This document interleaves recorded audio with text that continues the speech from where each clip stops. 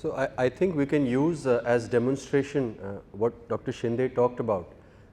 It's referred to as the Frawley paradox after Sri David Frawley, who first pointed out this absurd paradox that on one hand we have this largest extant civilization of its time. It was larger in size than its contemporaries put together, which is the Indus Valley civilization. And we have so much material record from it. But it did not speak to us, so to speak, because its literature was absent. And the only hints of language we could find, the Indus script, it's still up for grabs. On the other hand, we had this vast literature called the Vedic corpus, arguably the largest extant literature in the world, which speaks about the same territories, which speaks about the same river, and yet we continue to pretend that they are not the same.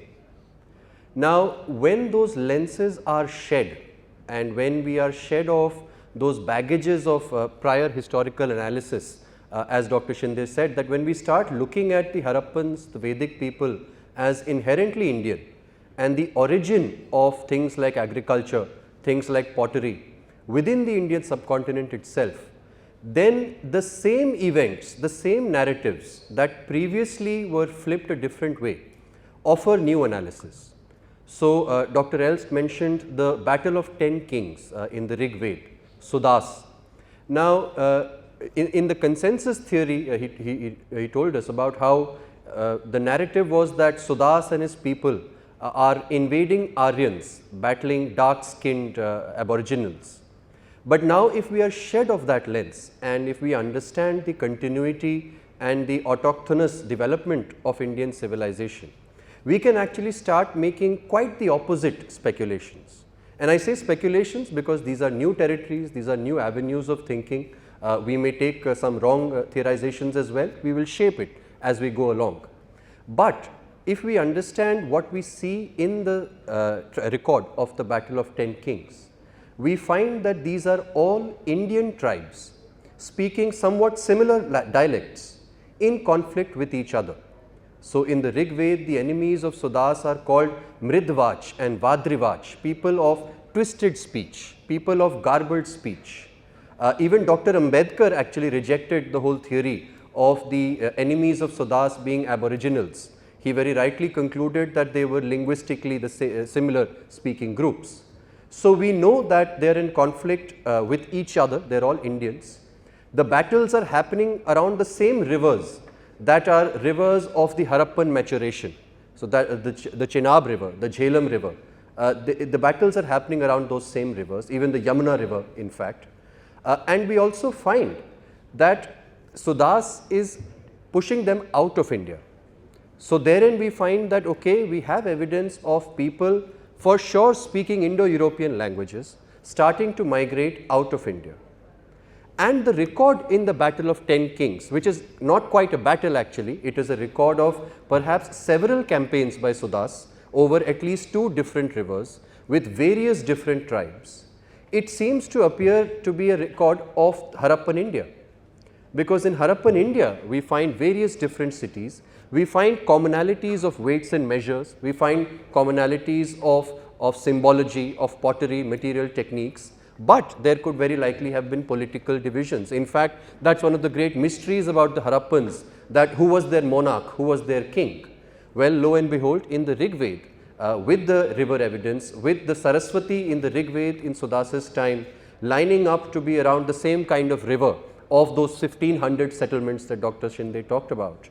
It seems to us then that in the Rig Veda we find exactly the evidence of the kind of monarchs, let us use the word, the kind of imperial authorities, the kind of conquests, campaigns, conflicts that would have been played out in shaping and consolidating together what we understand as the Harappan civilization.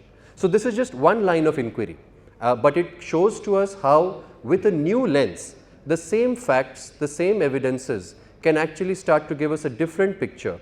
Happily, this is the fact that encourages us to take this line further down the road, is that it lines up with the kind of evidences that Dr. Shinde talked about, that Dr. Chaubey talked about, and yeah, so that is one example of historical narrative and how we may look at it again from an Indian point of view. Are we to construct our identity only based on the contestations of chronology and battles, or is there something, when you say continuity, is it just a geographical and human settlement related continuity, or is there something about Indian civilization that is fundamentally different, that it is built on a congruence of ideas, and there is a definitive philosophical continuity to Bharatvarsha?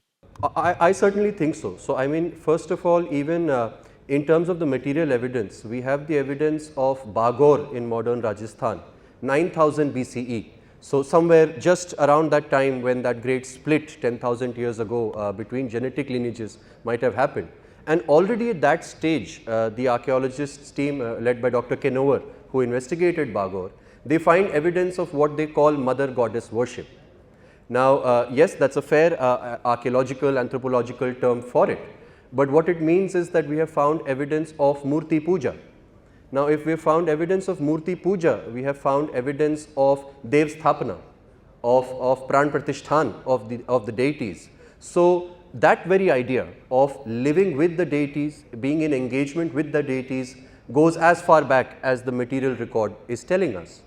Even the conflict of the battle of 10 kings, Sudasa's Purohit, his chief advisor, is Maitra Varuni Vasisht.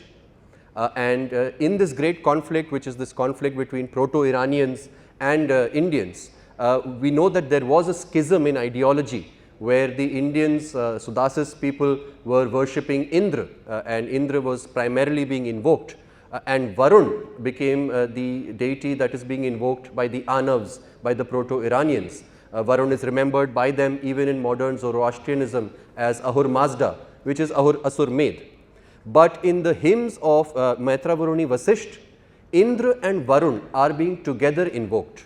They are being together called, and you see a clear attempt of trying to bridge over these material conflicts and material divisions between people at a higher order, at the order of deities, at the order of Vedic hymnology, and at the order of therefore of culture and ideas.